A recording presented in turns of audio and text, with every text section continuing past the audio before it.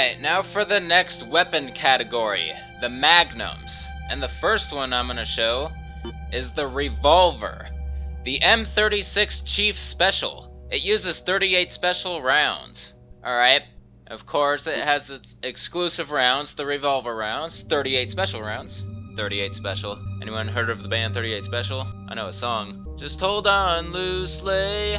Alright, so the Revolver is exclusive to Outbreak File 2. I'm not sure if the Revolver is based off any weapons from the classic Resident Evil games. The only one I can think of is probably has the same kind of purpose as the Derringer from Resident Evil Remake, although this one has more than just one bullet and it has ammo. So, I think this is a standalone weapon, really. Alright, so let's test the Revolver out.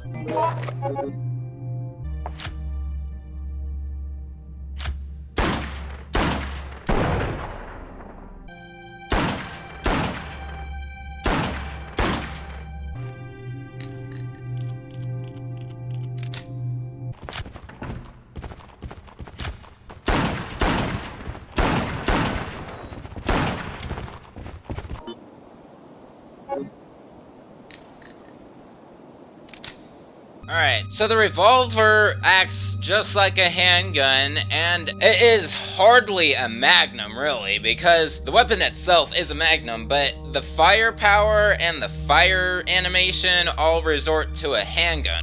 And according to the damage chart, it only does 200 damage, so it doesn't do that much more than the handguns, really. So I'm gonna go ahead and test this 38 Special on a zombie.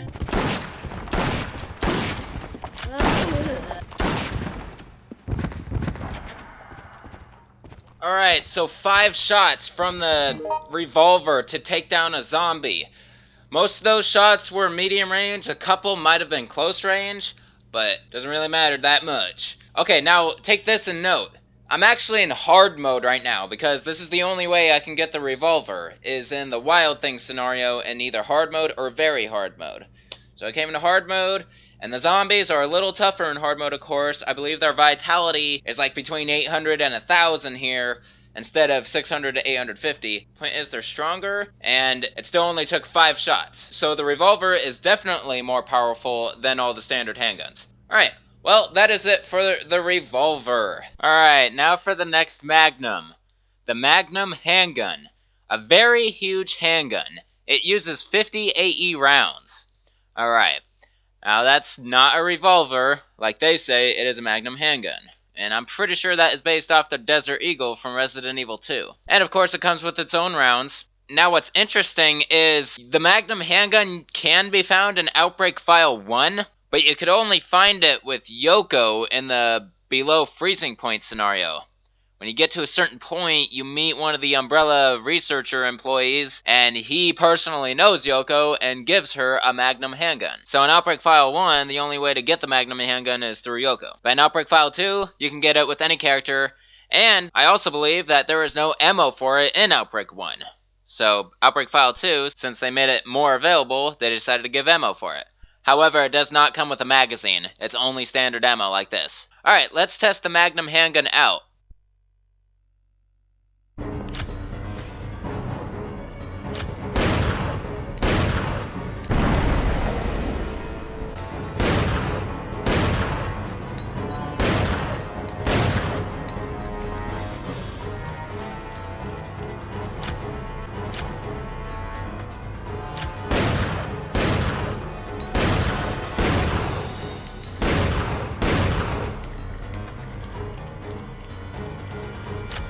Alright, we're finally seeing some real firepower here. Alright, so since this is a Magnum, I'm finally going to be using a different enemy for a test subject instead of a zombie. I think I'm going to test the Magnum handgun on a licker.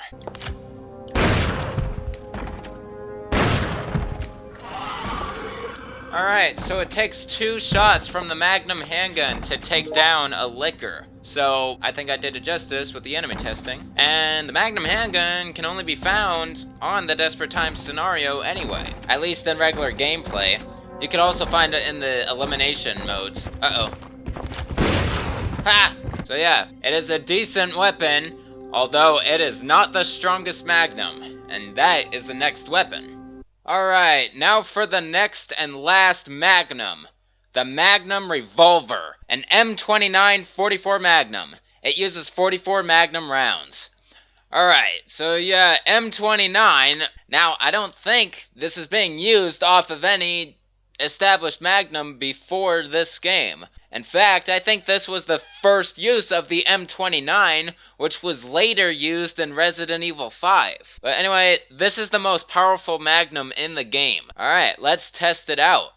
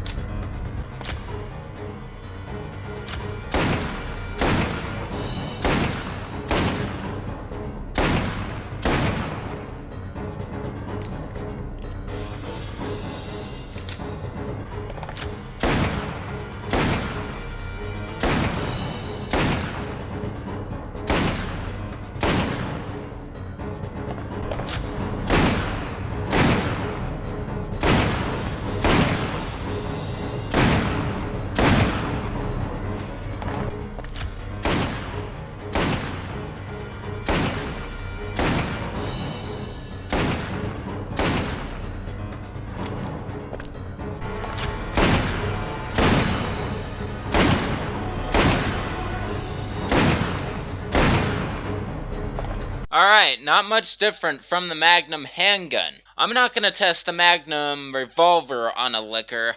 I'm gonna test it on one of those scissor tail creatures.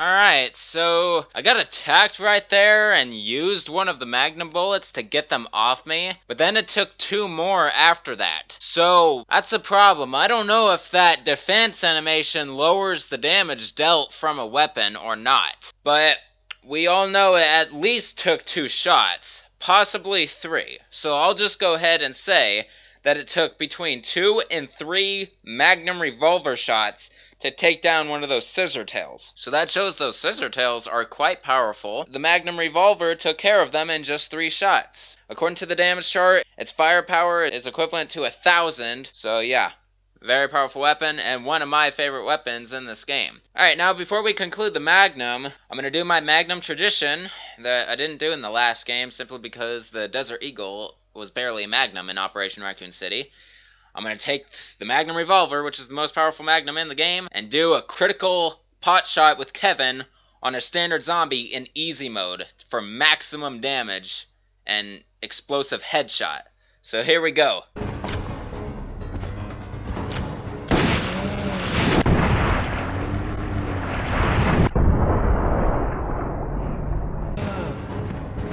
Headshot! Alright. That is it for the Magnum Revolver, as well as all Magnums.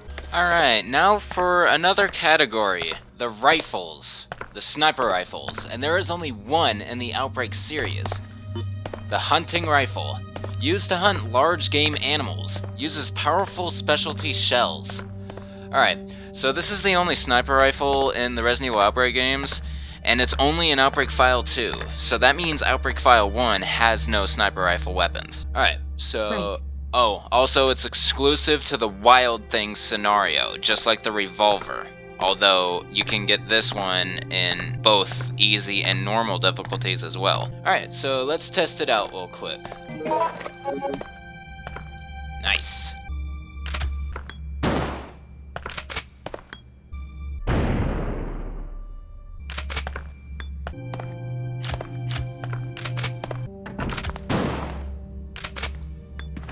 George!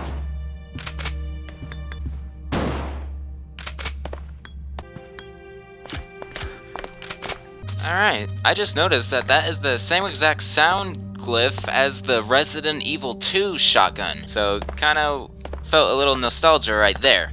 But anyway, a hunting rifle, and it's a bolt action it seems. It very well might be based off of the sniper rifle in Code Veronica, but I'm not too sure about that. And then it comes with its own rounds, 458 Magnum rounds. They are used in hunting rifles. Interesting. Magnum rounds used for hunting rifles. Alright, so since this is exclusive to the Wild Thing scenario, and it's a very powerful weapon, it's stronger than the Magnums. There's only one real appropriate enemy to test this on, and that's going to be the final boss, which in my case is going to be a male zombie lion. So here we go. I'm pretty sure I have enough shots, for normal mode at least.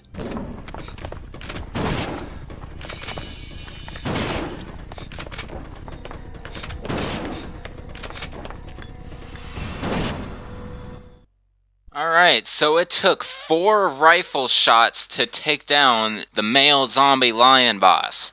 And that lion is very powerful. You are gonna need that rifle to defeat it. Alright, well, that's pretty much all there is to the rifle, so I will conclude it. Alright, now for the final category, the explosive weapons. And the first one is a well-known multi-round weapon. The Grenade Launcher, a weapon which fires grenade rounds. Alright, so as of now I have it loaded with acid rounds, but there are 3 types of rounds. It's the same classic 3 rounds that you see in the first 2 Resident Evil games. The explosive rounds, the acid rounds, and the flame rounds. So the order of which I'm going to review them will be acid, flame, then explosive. Now, originally, the acid rounds were always the strongest rounds until the introduction of the freeze rounds in Resident Evil 3.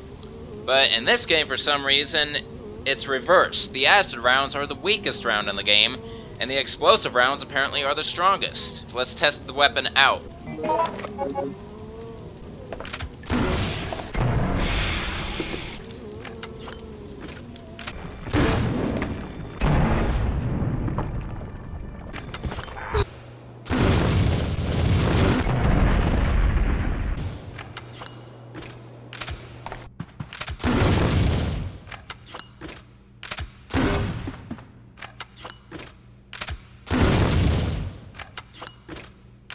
Alright, so a variety of rounds, and one difference, with this game's physics, the grenade launcher acts a lot differently than the classic games. There's a lot more recoil, sending your character back quite a bit, and it takes a lot longer to reload the rounds.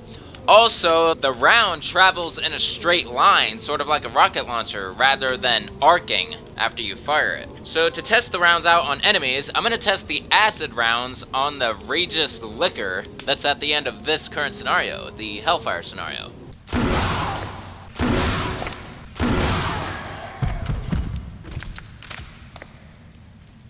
Alright, so it takes 3 acid rounds to take down the Regis Liquor in normal mode. So yeah, it's pretty much the best enemy for this weapon in this entire scenario. So yeah, definitely save the grenade launcher for this specific boss in this scenario. Alright, oh, one thing I forgot to mention, the flame rounds, which is the next round I'm going to cover real quick. That one's exclusive to File 2, just pointing that out. I'm going to test the flame rounds on the final confrontation of the Axeman in the flashback scenario.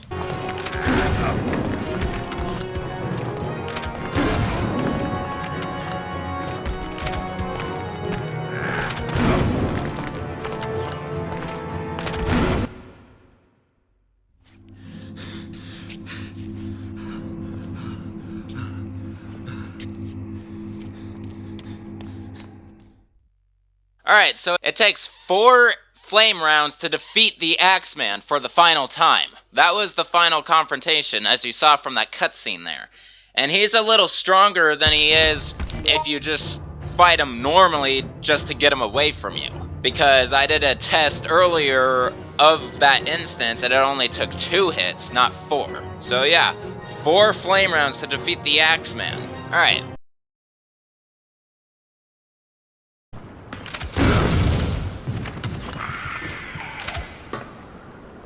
Alright, so 1 shot, or 1 explosive round from the grenade launcher to take down a Hunter Gamma. Now, I understand that since it only took 1 shot, it seems like an unfair test, but to be honest, there's only one other enemy I could test this on, and that's the Sauer at the very end of the scenario, and I don't feel like traveling the distance just to get to that point just to test it.